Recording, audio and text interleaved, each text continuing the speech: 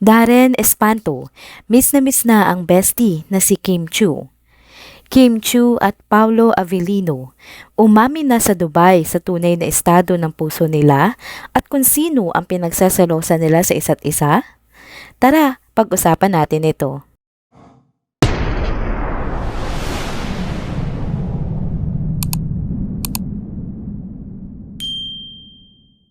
Hello mga ka-trenders! Welcome back muli sa ating channel. Kung bago pa lamang kayo dito, huwag nang kalimutang mag-like, mag-subscribe at i-hit na din ang bell notification para lagi kayong updated sa mga balitang trending at napapanahon. Meron na naman pong entry ang kapamilya singer na si Darren Espanto sa kanyang social media account dahil nagpost na naman po ito patungkol kay Kim Chiu na bestie niya. Sabi niya nga sa kanyang IG story ay namimiss niya na nga ang kanyang bestie dahil nga ito nga ay nagpunta sa Dubai kasama ang kanyang on-screen partner na si Paulo Avellino. Samantala, trending din ang IG story na in-upload ni David Milan sa kanyang Instagram account. Ito nga ay ang video ni Kim Chiu at Paulo Avellino na masayang nag-i-stretching sa Dubai bago nga ang kanilang pagjo-jogging. Ang nasabing IG story nga na ito na-repost na din nila Kim Chiu at Paulo Avellino sa kanilang IG stories. Si Kim Chiu naman ay nag-post din sa kanyang official Facebook account tungkol nga sa naging banding nilang dalawa at kinaptionan nga niya ito na 5 AM Run Club. Kitang-kita nga ang saya sa mga mata ni Kim Chiu sa banding nila na ito. Sa kaugnay namang balita, madami nga ang hindi kinaya ang kilig sa naganap na Kalayaan Caravan 2024 sa Dubai dahil nga sa mga pagpapakilig ng Kim Pao sa nasabing event. Isa nga sa mga nagpakilig sa mga fans ay ang pagkanta ng dalawa ng kantang Pangarap Lang Kita.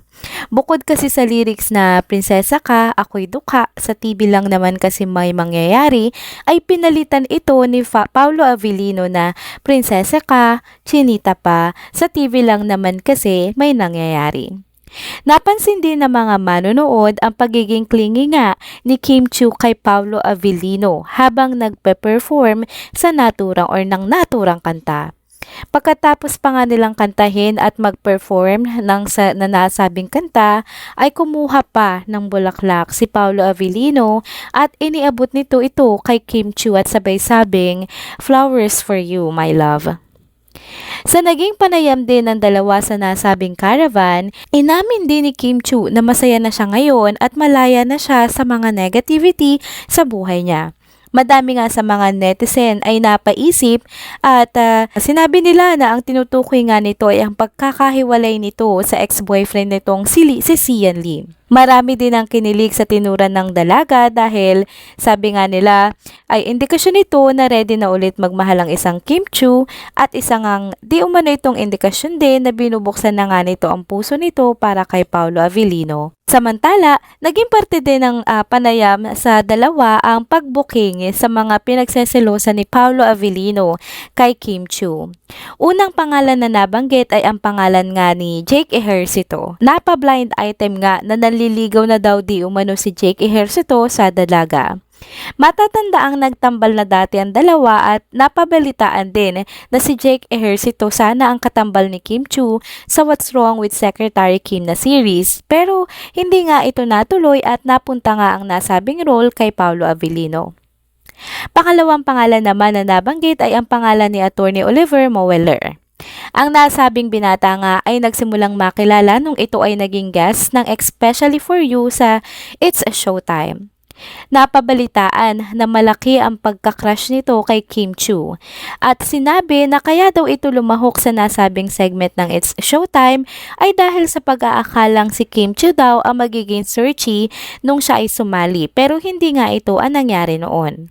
May mga chika nga na simula noon ay madalas na ang pagbisita ni Paulo Avellino sa studio ng It's Showtime para mabakuran nga si Kim Chiu at walang umaligid-aligid sa dalaga. Ngayong araw nga ang balik ng Kim Pao dito sa Pilipinas mula sa Dubai pagkatapos ng pagpapasaya at pagpapakilig nila sa mga fans nila doon. Ang dalawa ay nakaschedule naman na umattend ng mall show kasama ang mga kasama nila sa seryeng What's Wrong with Secretary Kim. Marami nga ang umaasa na pagbalik ng dalawa dito sa Pilipinas ay aamin na din ang mga ito sa totoong estado ng relasyon nila. Samantala, umiingay din ang bali-balitang itatapat sa tambalang Kim Pao ang bagong pagsasama ni Janine Gutierrez at Jericho Rosales.